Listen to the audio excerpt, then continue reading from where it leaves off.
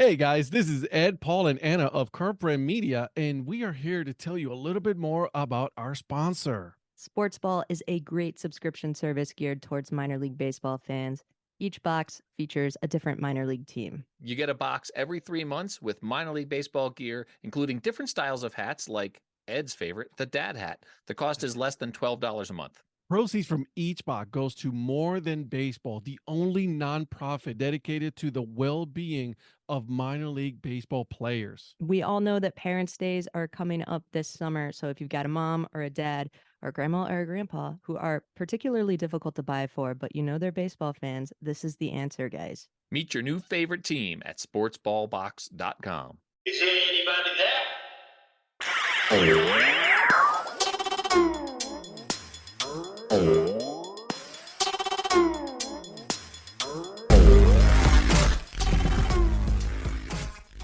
For any kids writing essays at home, remember this. Do your research. Make point forms of all of your notes. I know some friends who put them on cue cards, facts, quotes, sentences they like, and then they lay the cue cards out on the floor and then they move them around. So you have decided that you want to write a book. Good for you. Now here's what you need to do. You need to listen to Craig. And this part 2 episode of the Dad Hat Chronicles, he goes into some of the things that he does and some suggestions that he gives you in order for you to become a better writer or just to write your first book. I highly recommend it, guys. This guy has been a lot of fun to talk to over this last 2 episodes. So without further ado, I'll give you the episode. We love these hats. You and I both do. We understand that. You look at it, when you put it on, you don't see it anymore. Everybody else sees it. So what are you really wearing? You know what you're wearing? In a lot of cases, in most cases, I would say, you're wearing the feeling that hat gives you.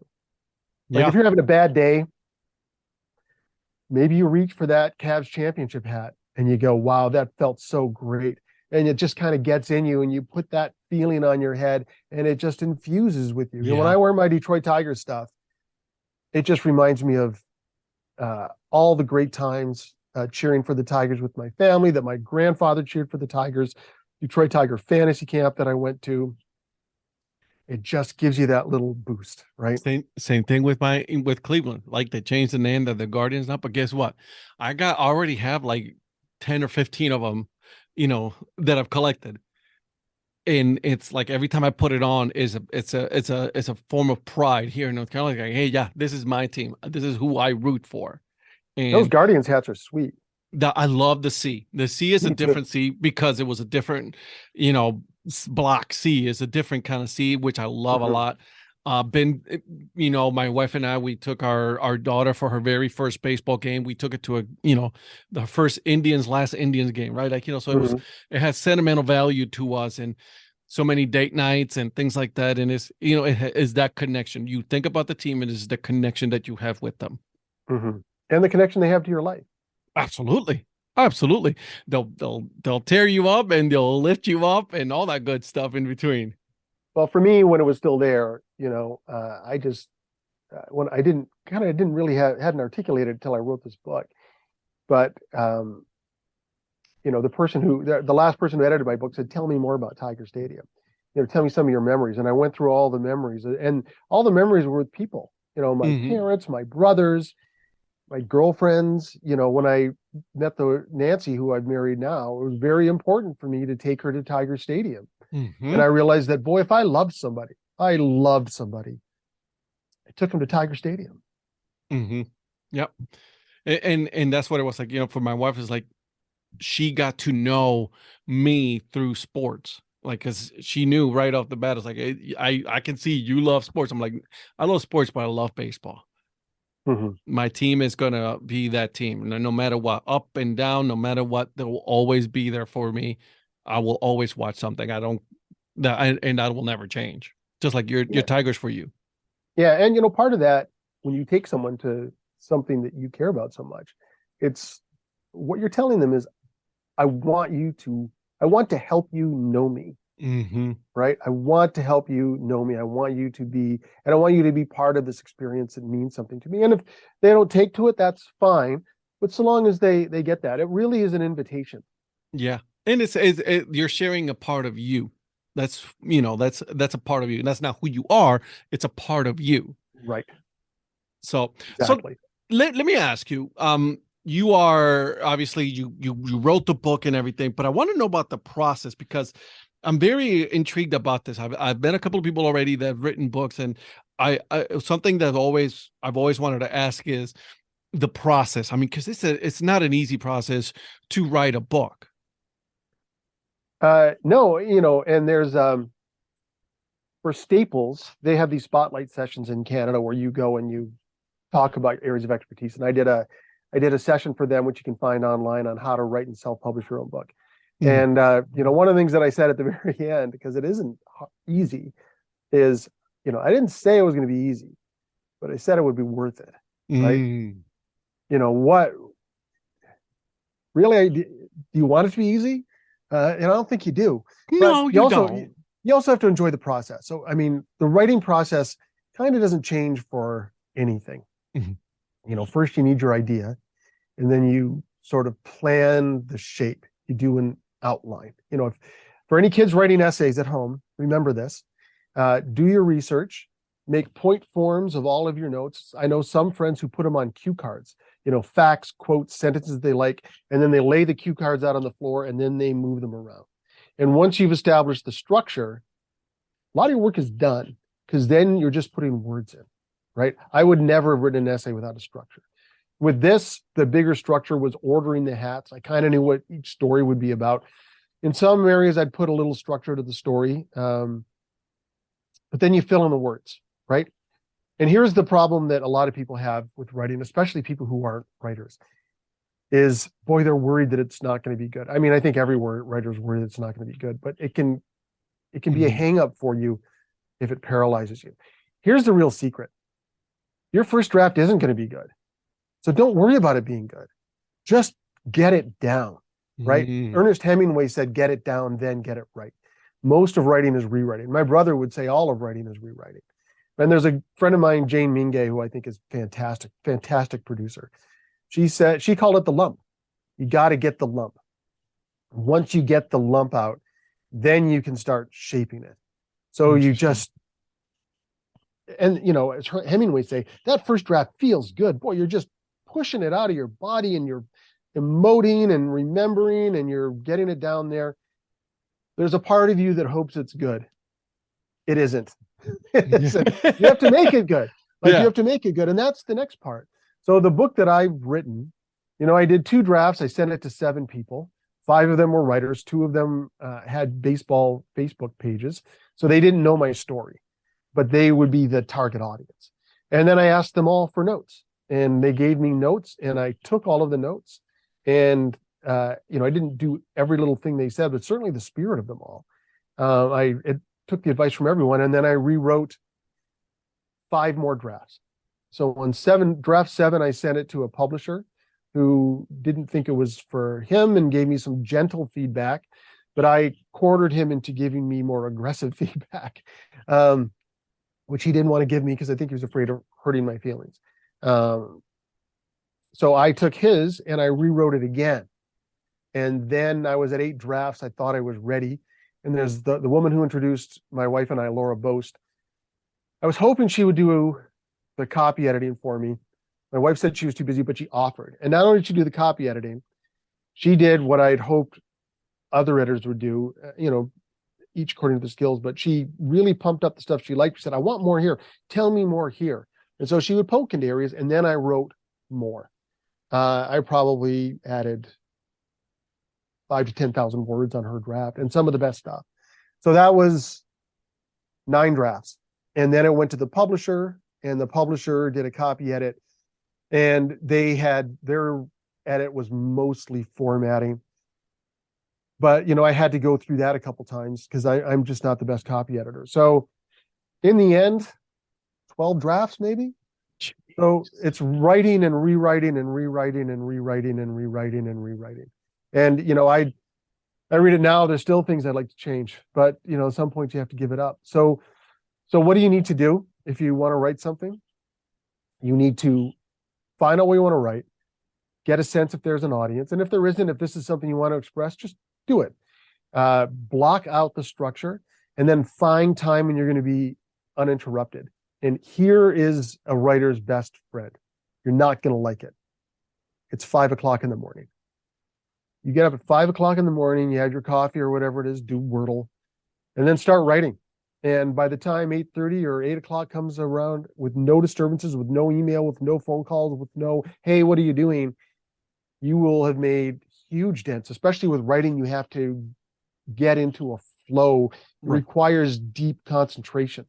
So that's what you have to do. Get up at 5 in the morning, write and rewrite and rewrite and rewrite. Hemingway used to rewrite what he did the day before the next day. If I had full days to do it, that's probably what I did. It's probably a more joyous process than the rewriting itself, which can get tedious the further you get into it. But find out what you want to write, structure it, write it, rewrite it, send it to people who will kill your baby, and be prepared to stand back and be objective about it, and then just keep rewriting it. You know, and I have absolute respect for people like you who do this for that. I could never do it. You know, I know that I know what I'm good at and I know what I'm not good at. Writing is not one of them. Like, I'll talk to a wall all day long. But writing it is to me, is a very hard and very challenging thing to do. So when someone tells me that they have done 12 drafts of the same book from beginning to end, that's just absolute respect. So yeah, but you're not rewriting everything, right? I mean, right? Yeah, you're not. You're shaping the lump, but you're adding little bits in here, and you're taking things out, and you're seeing it with fresh eyes.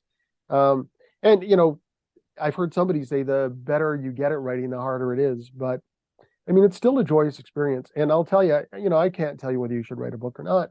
Yeah. Only you know that. But I will tell you, when it won the Canadian Book Club Awards for Best Nonfiction Book.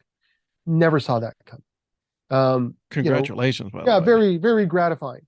But when you hear people, I know I get notes from people who said, you know, I just read this chapter. I was in the park and I'm sitting here crying, and it's beautiful.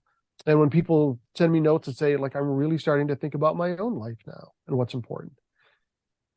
Every bit of blood and sweat and tears that went into it, all worth it when you've been able to connect with people on that level.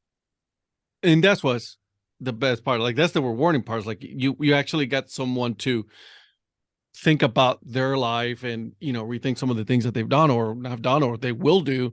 And that's rewarding right there all in itself. Or think about what's important to them. Yeah. Evaluate life. Like, you know, it's like, okay, what's important to me right now? Because we all go through it. You know, I've done it. You know, I was like, what's important to me? What's important to me and my family and my wife and my daughter? That's, you know, and that's powerful. And I would say what you can relate to really well here is what makes me happy. I mean, look at you with all the hats in the background. You know what makes you happy, and you're not going to let anybody else tell you that you shouldn't. You have too many hats. What is too many? If it's making me happy, it's not hurting anybody, then I'm going to keep doing what makes me happy until I'm on the other side of the grass. Yeah. And like you said, it's like, you know, for me, collecting hats has been one of the, I started, like you said, like you through the pandemic, right? You know, like, this is something that I've always wanted to do. So I was like, you know what? Let's see how this goes. Let's see where it takes us and go from there. So absolutely. So are you, will you eventually write another book or? Oh yeah. Yeah. Nice. I'm working on the second one now. That's awesome. I've got probably the next 3 or 4 planned out. I mean, it's been well received. So the next one will be a book of short stories, some of which I've written.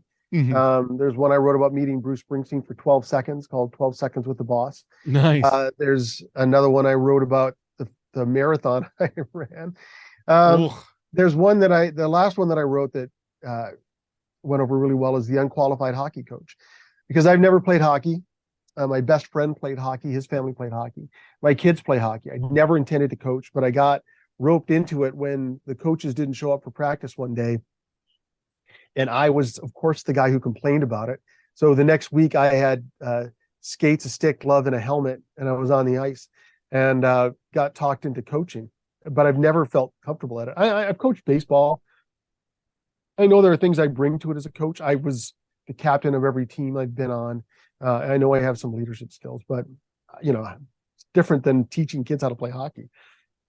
Last year, I ended up being not just an assistant coach, a door opener, and a puck shepherd. I ended up being the head coach of my oldest son's house league hockey team this last year in house league, and we won the championship. Nice. So Congrats, I decided man. to put, thank you. Yeah. It was them. I stood there and let them play. That was my biggest contribution to coaching, was let them know when they're out of bounds, but just let them play hockey. I did have to do some coaching in the last game, which terrified me. But so I wrote up basically, I like the idea of being unqualified, but doing something anyway. So I wrote about my hockey coach experiences, like trying to warm up the goalie, but I can't really lift the puck well. And the goalie telling me, can you just pick up the puck and throw it at me?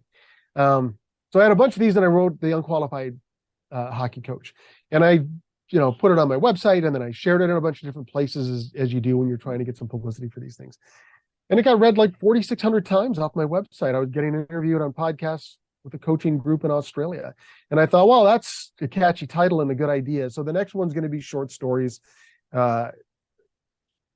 less expensive than this book, which is than All Caps Stories That Justify an Outrageous Hat Collection, because it's color printing, but a smaller, shorter, more digestible stocking stuffer book, which is I'm trying to get ready for Christmas. I've got a couple of stories still to write. I want to write one that I'm calling True Love versus the Monster Under the Bed, which is the story of my parents' love story, which is inspiring and brings me to tears. So that's the next one. I'm looking to get that out for Christmas. Nice. I love it. Right before Christmas, so everybody can, have something on their stocking. So, and I've got some readers now. I need to feed them. Absolutely, as you should. Yeah, I just started a couple of days ago, so I love, I told, a couple of my friends, like, I want to do a book club, right? On sports related, on anything really, just a book club, just so I can, connect with other people from different parts of the United States, of the world. Cause I think that's to me, that's the most gratifying part about everything that I'm doing, is that connection, the human connection that you get to talk to people. And I love that part. Well, listen, if you want to do a book club and use my book, I will come to the book club and talk about the book afterwards. If you want to do it in sections, I would be happy to come and talk to everybody about the book. That's awesome. All right. I think we're going to do that. We're going to put that together. So I love it. I love it. I love it. I love it. All right. Anything that I have not asked you, my friend, as far as the book, your life and everything, because now we're about to head into the most, hard part of the whole interview here. No, I think we've got it covered. From the Tonight Show plug my product point of view, I'll just tell everybody the book is called All Caps Stories That Justify an Outrageous Hat Collection. You can get it anywhere you buy books. Friesen Press, who published it, is where I get the most money, but buy it the way that's easiest for you. And you can find out more about it on colbyvision.net/allcaps, or just come to colbyvision.net. You won't miss it. I love it. And then I'll make sure to put in the at the very least, the link to it, so that way people can go and buy, because it's on digital and on paperback and hardcover, correct? Paperback, hardcover, digital. I mean, it's a color print book, which is a little expensive. But you can, the digital download, the Kindle and the Apple ebook is really affordable. I love it. Love it. Love it. Love it. Love it. Love it. All right, my friend, are you ready? Ready to rock, man. All right, let's do this. Okay. You're going to a Tigers game, right? You're going to a Tigers game as a fan, and you sit down but what is your food and your drink of choice? Well, it used to be beer, but I don't drink much anymore. But I'm going to go straight for like a hot dog and a Coke Zero. Nice. Okay. I love hot dogs. It's my favorite thing. So I'm with you there. Big foot-long hot dog with grilled onions. Nice. Are you a ketchup and mustard or just mustard? Ketchup and mustard. Come on, people. That's what I'm saying. Don't be a mustard dictator. Yeah, right? let's enjoy it. Enjoy it. If it makes me happy, it's none of your business. That's right. Good job. Okay. So you're walking down the street and you find $10,000. What's the very first thing you do? Call the police. Report it. You're one of the only people that's like reported. I'm like, a lot of people's like, well, actually, I'll buy me something. Well, somebody may have lost their life. Yeah, that is true. Right. That's a lot of money. But A let's lot say of that money. is let's say that is yours to keep. Nobody claimed it. It's all yours. What's the first thing you buy? First thing I buy. So we're not talking about taking my family on a vacation. No, or let's be this is- selfish about this. I need something for myself. Yeah. Right? Oh man. I won the football pool a couple years ago and got myself a nice Pittsburgh Steelers leather jacket. Nice. That was nice. Certainly have a lot of hats. If I'm getting something for myself, I would like a nice John Shaft looking brown leather jacket. There you go. There's nothing wrong with I that. try to take as many of my fashion cues from John Shaft. It's aspirational. I'm nothing like him, but he looks cool. So that's where I try to go. I like it. All right. So if you could have one dessert for the rest of your life, just one dessert, what dessert would that be? Strawberry cheesecake. Ooh, If good I could eat one. one food the rest of my life, I'd eat strawberry cheesecake. Strawberry cheesecake for the rest Oh of yeah, your life. it's just a slam dunk right there. I like it. I like it. Okay. If you could be in any movie, which movie would it be?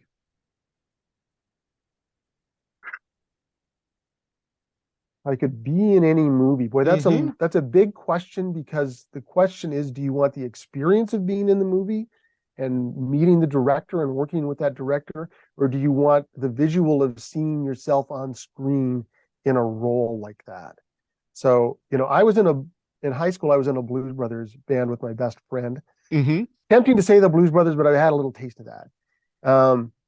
I would say that, because I'm a media person, I work in media. If I could be in any movie to work with the director and meet with the director and be part of that, Lawrence of Arabia, to work with David Lean and see how he did everything, and just those incredible shots and those incredible locations, just to see the genius. But if it's Yeah. from a strictly vain point of view of seeing myself on screen, I am pushing William Shatner out of the chair to be Captain Kirk and Star Trek Star Through the Trek. Wrath of Khan. I Damn like straight. it. Like, Spock! all right, no, you're no longer Captain Kirk. I'm the captain now. Yeah, I'm almost in pushing Tom Hanks out of the way. I am the captain now. I am the captain. Exactly. All right, so let's say that So I gave you 3 answers. Sorry. Oh, it's quite all right. I love it. If you could be like you're working at a zoo, right? And your hiring manager tells you, okay, you have your choice of working with any animal. What animal would you choose to work with? Well, it wouldn't be the tigers, because they'll eat you. Yeah, I'm they're- good they're- there. Yeah, tigers are terrifying animals. I would want to work with any of the primates. The great apes I would like to work with. I think it would be great to develop a relationship with a gorilla and see how they interact. That's where I'd go. I like it. I like that. But Okay. I worked at a nature channel for 10 years, so Yeah, I've you're seen right. a lot of animals. That's awesome. That's a cool gig right there. I love that. Okay, your favorite subject in school? What was it? English. English? Yep. Yeah, I wish I could say that. Mine was history. I love reading and writing. History's fantastic. I've done a lot of history shows. I think history's amazing. Oh, I love history. I love watching, when in National Geographic or Albert Lynn, when he does all his traveling and, the Aztecs, and when he was doing all of the LADAR and all that stuff. Oh, man, I was hooked from the very beginning. So I love that stuff. I produced, wrote, and directed a lot of a show called History in the Making, where we went to find people who did historic artifacts using historic methods. That was Oh, that's awesome. Love that. Okay, what's the one thing you do when you're bored? I'm never bored. Yeah. I'm too busy. I'm never bored. I can tell you honestly, I'm never bored. I always have something to do. That's always a good So I'm thing. never bored. I like that. I love hearing that. Okay. Would you rather go bungee jumping or skydiving? Skydiving. I've always wanted to try it. One of these days. I meant to. I didn't make a lot of money in my early days in TV, but once I had my kids, I said, yeah, I'm not going to do that. One of these, I told my wife, like, we were just talking about this the other day. It was like, if we both want to do skydiving, and she goes like, let's do it, but not at the same time. Let's just one of us go first, and then after that, the other one can go. I'm like, I can deal with that. Yeah, I may do a George Bush Senior, and when the kids are all up and have jobs and I'm really old, strap myself to some capable young person and try it then. That's right then. I like that. I like that. All right. Last question here, my friend. Have you ever regifted a gift?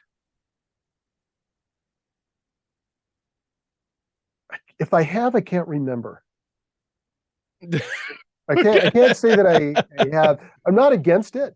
I don't think it's if there's something of value out there that you don't want, you think somebody would want it. Then why not? Right? I think it's good to give to them. I think I understand the dilemma, and part of the gift is saying that I used my resources to get this for you. Yeah. But I certainly have no problem with regifting. I just don't remember ever having done it. There's go. I like. I'm not saying I didn't. There may be somebody listening who goes, "Well, wait a minute, Colby." No, you did. Yeah. So if I did, not really sorry. Did you like it? So I just don't. As long as you enjoyed it, that's all that matters. That's the big thing. Greg, thank you so much for this. I had a lot of fun. It gave me a good view into what it's like to writing a book. So thank you so much for that. I'm going to tell everybody that they should go and pick it up. I will put the link on it so that way they can look at it and order it, whether digital or paperback or hardcover, whichever. Make sure you guys get that. Yeah, and if you've read it and liked it, tell your friends. If you don't, just tell me. But either way, if you had an experience with the book, feel free to reach out to me, and I'm happy to talk to anybody about the book. And you're one of the first people identified that I wanted to talk to about the book. Yeah, I knew you would get it. So thank you very much for your time. I really appreciate it, and I had a great time talking to you. It was absolute pleasure, my friend. And then where can people find you on social media? Craig Colby 1 on Twitter, Craig Colby 6 on Instagram, and all caps books with a underscore between the all and caps, all underscore caps books on Instagram as well. Facebook, I kind of limit to my friends, but the place to really find stuff out about me is at colbyvision.net. Love it. Love it. Love it. And like I said, I will put all of the links as well for your social media. So that way people can go ahead and find you and follow you. So thank you so much. And then we'll keep in touch, my friend. You bet. Really love what you do here, Ed. And thank you so much for your time. Absolutely, my friend. Take care. Hope you guys enjoyed that episode with Craig. Now, make sure you guys are following him on Twitter, Instagram. Check his website out. He has a lot of the stuff in there, as well as the book that is on sale, digital format, paperback, hardcover. I have it. It's really good, guys. So make sure you guys are supporting fellow sports fans and a writer from the great country of Canada, guys. So thank you for that. And again, thank you for coming on the podcast, Craig. I greatly appreciate that. A couple of things to take care of, some business before I give you guys the dad joke of the episode. Listen, guys, baseball season is here. Grilling season is just right around the corner. So here's what I want you guys to do. Go to baseballbarbecue.com/dadhap. Get yourself a either grilling utensils with your favorite minor league baseball logo. That's right, they got minor leagues, guys. Major League Baseball as well. Cutting board. If you want a cutting board, make sure you guys get that one, okay? And for appreciation, use code BBQ20, BBQ20 for 20% off your first purchase order. All right. Now that part is done, let's get to the dad joke of the episode. And here it is. What did the writer say when he glued himself to his book? That's my story, and I'm sticking to it. All right. I see myself out. And until then, guys, keep on grinding and always support the minor leagues. See ya.